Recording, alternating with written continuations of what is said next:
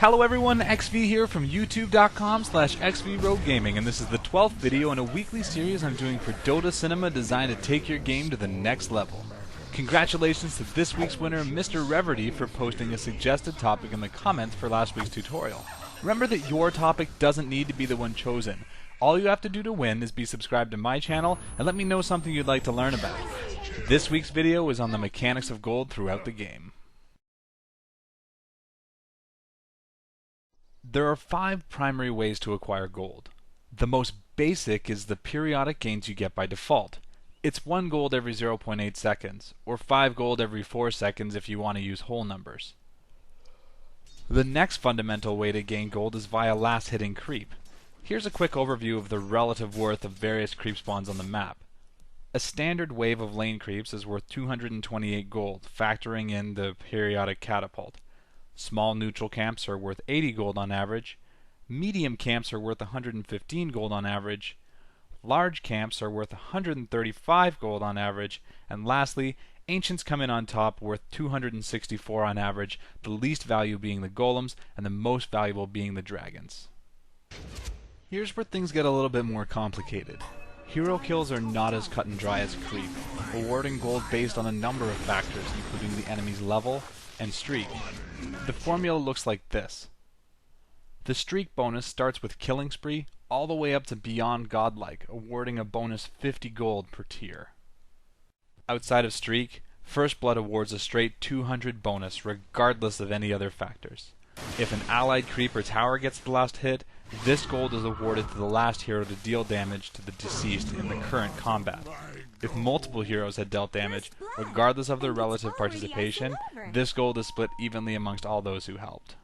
If you're going to die, you can of course rob your opponent of this gold by being slain by neutrals, being denied by an ally, or committing suicide with a self-damaging spell. Suicide has the added benefit of also maintaining your streak. One of the greatest additions to Dota is the assist gold mechanic. A lot of people get confused and assume that this gold is related to their assist score, but that isn't the case. Your assists on the KDA board reflect heroes that died to a teammate without having left combat after taking damage from you. This does nothing but inflate your score. The gold award is based entirely on being within 1,000 area of a dying enemy, and you will earn it regardless of whether or not you participated offensively. Buffing your allies or just having great timing is enough to earn this gold. A common misconception is that this gold detracts from the killer's bounty. This isn't the case, as it is an entirely separate gold source. What is impacted, however, is the number of allies present.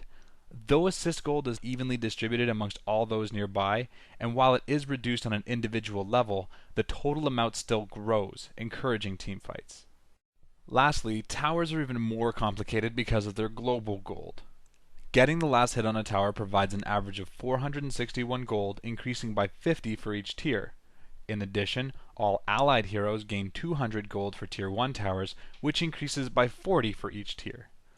As a side note, an allied creep finishing the tower does not deny you the last hit gold. Instead, the last hit bounty is divided by 7 and spread evenly to the team. Why 7 when there's only 5 heroes? Well, the creep want their cut too. Unlike allied creep, having the enemy deny the tower is a huge hit. Not only is no last hit gold awarded, but the global gold is only 100, increasing by only 20 per tier. On average, this means a team loss of just under 1,000 gold, which is absolutely massive. While not primary by any means, it's worth mentioning that barracks award an average of 361 gold, and buffer buildings an average of 110 gold. Though gold appears as one amount on the interface, it is in fact the sum total of 2 different amounts, your reliable and unreliable gold. These can be seen by mousing over your current gold. Reliable gold is awarded from hero kills and assists. Unreliable gold comes from everything else. Beyond how they're earned, their true difference comes from how they're spent. Dying's gold penalty, for instance, can only take from your unreliable gold. Any excess amount owed will not be drawn from your reliable gold and is instead ignored. This is not the case with buying, though.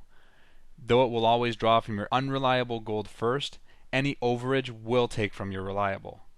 The opposite is buyback, which will take from your reliable gold first and you're unreliable if more is needed. Dying like killing is a formula, but a lot more simple, equaling simply 30 times your hero level. As mentioned, this amount can only come from unreliable gold and can be mitigated further by a bloodstone, which reduces the total loss by 25 times the number of charges your stone currently has.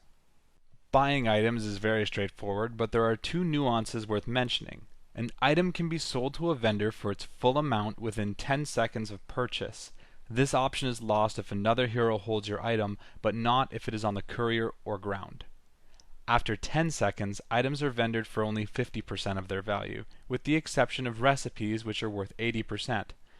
This will rarely come up, but after level 20 it can become more economic to buy expensive recipes like Boots of Travel or Black King Bar if you expect to die imminently. Buyback takes into account several factors: 100 base cost, your level squared times an additional 1.5, and even the current game time. By mousing over your gold total, you can see how much a potential buyback would cost.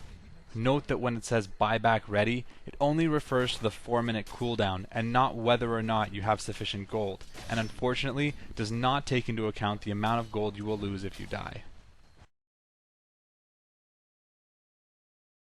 Like the Bloodstone, there are a few exceptions to how gold interacts normally. Doombringer's Devour ability deals 20 damage per second to a devoured creep, awarding bonus unreliable gold when the target finally dies. Alchemist's Goblin Greed grants bonus unreliable gold for each kill made within the last 20 seconds, capping out at 26 and refreshed each kill. Bounty Hunter's Track is huge, giving hundreds of bonus reliable gold to himself and to allies within 1,000 area of a target enemy's death. Lastly, the Hand of Midas's Transmute ability awards 190 reliable gold on use. I hope you found this video useful for understanding the mechanics of Dota and taking your game to the next level.